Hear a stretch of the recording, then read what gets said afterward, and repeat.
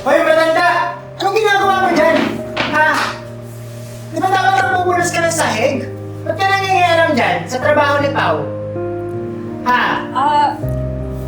Hindi, wala ho. Mayroon Ano wala? Anong ginawa mo, ha? Wala ho. Kakaupo nga lang. Kakaupo. Kaya na pa kita nakikita. Kumakalikot ka dito.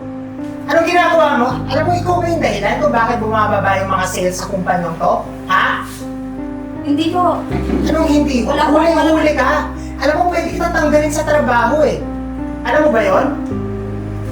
Yung trabaho mo, yun ang asikasuhin mo. Kung ano nasa JD mo. Di ba?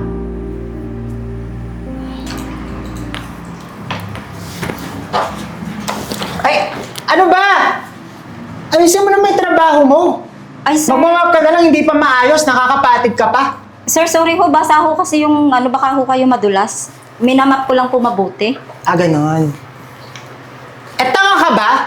Alam mo, dadaan ako, ba't ka magmamap? Siyempre, titigil ka muna. Alam mo, kaya janitress ka lang eh. Siguro di ka nakapagtapos. Yan lang yung kaya mong gawin. Di mo pa nga kayang gawin ng maayos eh. Alam mo, matanda ka na, pero tinanggap ka pa rin dito. Kung tutuusin, kaya ka namin palitan. Sir, ginagawa lang naman po niya yung trabaho niya. Tsaka para din naman sa atin yun safety measure na. Safety measure? Ano yan, tape? Alam mo, tanga ka rin eh, no? Alam mo, sa kumpanya na to, efficient yung mga hinahanap namin. At hindi kung sino-sino lang. At saka ba't mo ba pinagtatanggol yan? Kung tutusin, kayang-kayang palitan yan eh. Ang daming mga naghahanap ng trabaho dyan. Mas kaya yung ginagawa niyan. Ikaw matanda, ayusin mo yung trabaho mo. Kung gusto mo magtagal dito,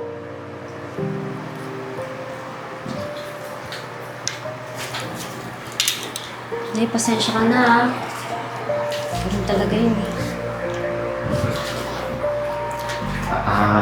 Aling Merly, pagpasensyahan mo na yun ha. Eh, hindi ko nga alam bakit laging mainit ang ulo nun eh. Pero, hayaan mo na lang ha. Basta gawin mo na lang ng tama yung trabaho mo. Yun din nga, hindi ko alam bakit laging mainit ang ulo nun sa akin. Minsan nga, nagtatago na lang ako para hindi kami magkita eh. Hayaan mo na. Basta tama naman yung ginagawa mo, tsaka ginagawa mo na maayos yung trabaho mo, okay na yun. Huwag mo na lang patulan. Tama po, Nay. Unawain na lang po natin. Tapos sige na, Nay. Sige, doon na nga lang ako sa baba. Baka mamaya makita na naman niya ako, pag-initan na naman niya. Doon na lang ako sa baba. Sige po, Ma'am Pao. Magbabantay ko muna ulit ako. Sige.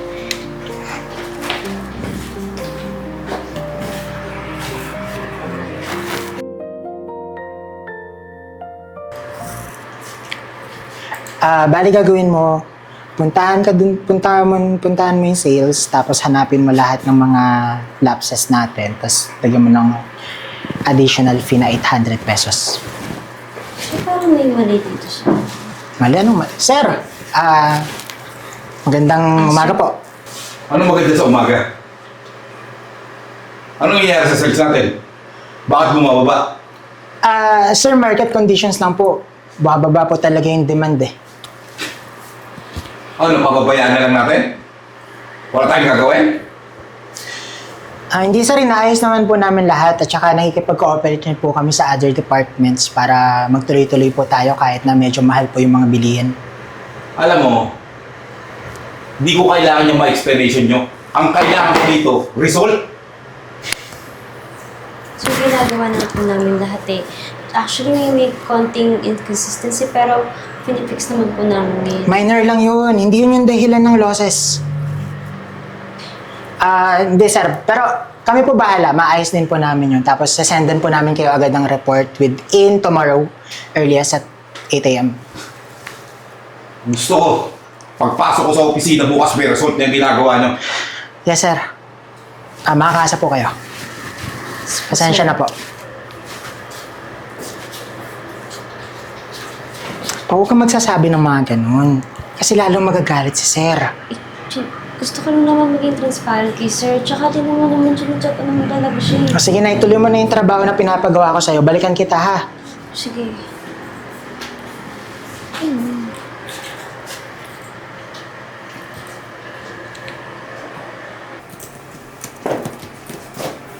Uy, Ma'am Pao. Oo na eh. Busy po kayo ah. Gusto niyo ba ng kape? Hindi na. Actually, medyo nasistress na nga ako dito eh. Parang may mga nawawalang entries. Teka, ano mo ba yan? Mukhang namumroblema kayo eh. Yung asset tsaka yung liabilities kasi ng company tsaka yung sales naapektuhan eh. Basta ganun, di mo magagets din yun yung mga accounting things kasi to eh. Ay, ganun ba? Baka gusto niyo muna mag-break time, kumain muna kayo. Di na, actually, parang sumasakit na yung tiyan ko eh. Teka ah. Wait lang ah.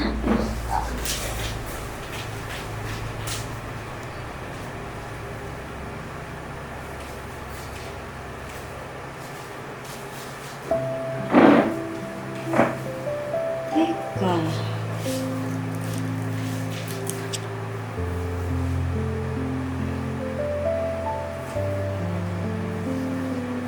Ito pala ang problema. May mga doble-doble.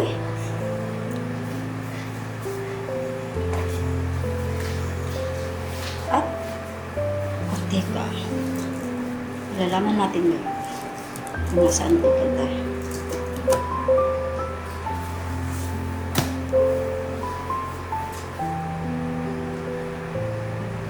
Alam ko na.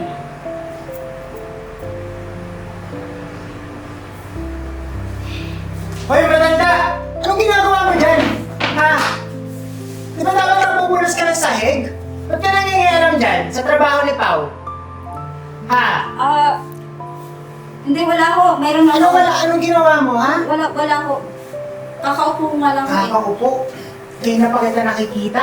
Kumakalikot ka dito. Anong ginagawa mo? Alam mo, ikaw ba yung dahilan kung bakit bumababa yung mga sales sa kumpanyang to? Ha? Hindi ko. Anong hindi? Wala ko. Huli ka. Alam mo, pwede kita tanggalin sa trabaho eh. Alam mo ba yon? Yung trabaho mo, yun lang asikasuhin mo. Kung anong nasa JD mo. Di ba? Alam mo, susumbong talaga kita eh. Malalagot ka. Bakit? Ano nangyayari? Pao, ayang nagpupunas dito eh. Pati yung laptop ko dinamay. Pinakailaman. Ma'am, di ba sabi niyo po kanina nahihirapan kayo? Inayos ko naman. Inayos, wala ka namang alam dyan. Di ba nagmamap ka nga lang? Ano nga ayusin mo dyan? Pupunasan mo yung screen? Ibabrushin mo yung mga keypad? Dinadami mo yung trabaho ng iba eh. Dapat mag-focus ka sa trabaho mo. Teka, Nagmamagaling ka eh. teka. Paano niyo po nagawa yun? Nahanap niyo yung nawawalang entry? Hanap ko. Ang galing niyo naman po. Hindi ko siya mahanap kanina pa eh. Ano nga yan? Nahanap niyo Ito yung lang po nawawalang kasi, entry. dito ko lang po yan pinindo, tapos ito, inilagay ko siya dito, tapos saka ko Teka, ang inayos. daming sasad. Basta huwag mo muna yan ipapasa ha. Kasi i-check ko pa yan. Bakit? Kasi alam ko naman kailangan ni boss yan, pero basta huwag mo muna ipasa. Ako bahala. May kailangan lang ako i-add. Eh, paano pag hiningi ni sir? Hindi, ako muna bahala. Basta huwag mo muna isa sa akin na kahit anong mangyari, okay? Hello po, sir? Apo. Sige po, kailangan niyo na po ngayon? Sige po, isasend ko na po. Huwag mo kaysin. Kinapasin sa akin eh. Kailangan ko nga muna tapusin yun. Gagawin ako dyan. Ako yung Bakit? mag-final check. Pero sinasabi na boss na isend na daw sa kanya. Hindi, basta ako bahala. Huwag mo nga muna isin, di ba? Ang kulit.